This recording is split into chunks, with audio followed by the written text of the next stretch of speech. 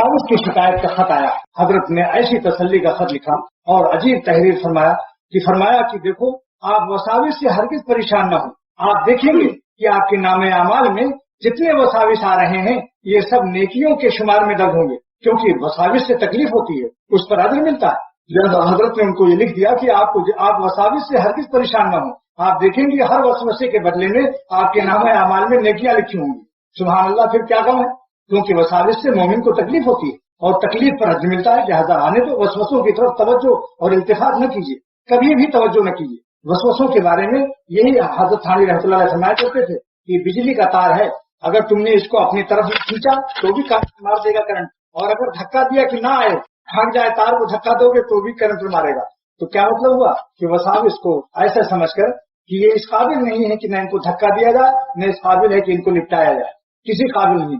जब तवज्जो न करोगे तो शैतान समझ जाएगा कि यहाँ और मेरी खातिर नहीं होगी, लिहाजा मेरी मेहमानी जब नहीं है तो यहाँ से जाना चाहिए। और अगर आपने जवाब देना शुरू कर दिया तो शैतान हंसता है, कहता है मौलाना को लगा लिया अपने काम में, अब देखें सब वजीफा तो तस्बीह छोड़कर मुझे जवाब दे रहे हैं। कहता है अब यहाँ तो अच्छी मेहमानी है, बस इनका वक्त जाया करो। लिहाजा बुजुर्गों का तरीका ही था कि अपने जिक्र-ए-अल्लाह में लगे रहो, अपने कामों में लगे रहो, वसवसों का जवाब भी मत दो, बल्कि अल्हम्दुलिल्लाह कहो, शुक्र है उस अल्लाह का जिसने शैतान की ताकत खाली वसवसे तक रखी। हुजूर ने फरमाया सल्लल्लाहु अलैहि वसल्लम ने, अल्हम्दुलिल्लाहिल्लज़ी रद्द अमरहु इलल वसवसा, शुक्र है उस अल्लाह का जिसने शैतान को ताकत खाली वसवसा डालने की दी। तो देखिए वसवसा क्या बन गया, अल्हम्दुलिल्लाह का सबब हुआ, और अल्हम्दुलिल्लाह सबब कुर्ब, अल्लाह का कुर्ब का सबब बन गया, मार्फत का सबब बन गया है। और शैतानी वसवसे पर अल्हम्दुलिल्लाह क्यों फरमाया, क्योंकि उसको ताकत सिर्फ वसवसा डालने की दी। और वसवसा डालने के लिए मुल्ला अली कारी रहमतुल्लाह अलैह फरमाते हैं कि अल्लाह ने इसको भूखने की ताकत क्यों दी है, इसकी वजह भी सुन लो। फरमाते हैं हर बड़ा आदमी दुनिया में अपने बंगले के सामने एक कुत्ता रखता है ताकि बगैर मेरी इजाजत कोई ना आ जाए, मेरी खुशामद करे, मेरा अपना होगा इजाजत दूंगा, गैर होगा वापस कर दूंगा। लिहाजा अल्लाह ताला भी सबसे बड़े हैं, उन्होंने भी अपने गेट के सामने, बंगले के दरबार के सामने कुत्ता को अपना रखा है, उसका नाम शैतान।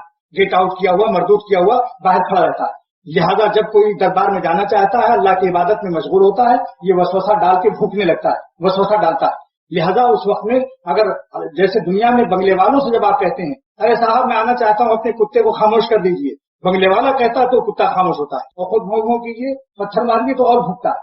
लिहाजा अल्लाह ताला ने, मुल्ला अली कारी फरमाते हैं, अल्लाह ताला ने तरीका सिखा दिया कि देखो शैतान से मत उलझना, ये मेरा कुत्ता है, जब तक मैं इसको खामोश नहीं करूंगा, इस डाक को, इस कुत्ते को, उस वक्त तक ये खामोश नहीं होगा। लिहाजा तुम कहो औज़ु बिल्लाहि मिनश शैतानिर रजीम, अल्लाह मैं आपके दरबार में आना चाहता हूँ, ये मरदूद कुत्ता शैतान रजीम ये जो है इसको आप खामोश कर दें। तो मुल्ला अली कारी फरमाते हैं फिर अल्लाह ताला का हुक्म होता है, खामोश हो जा, ये मेरा बंदा है, मेरे पास आना चाहता है, अब मेरी मदद मांग रहा है, खबरदार। तो मुल्ला अली कारी फरमाते हैं फ़इन्न शैतान मअल लुत्फ़िल इलाही ला अज़ल्ल मिन्हु वला अज़अफ़, शैतान अल्लाह के लुत्फ़ करम के होते हुए उससे बढ़कर ज़ईफ़ और ज़लील और कमजोर कोई दुनिया में मखलूक नहीं है, मगर शर्त यही कि अल्लाह का करम साथ में हो।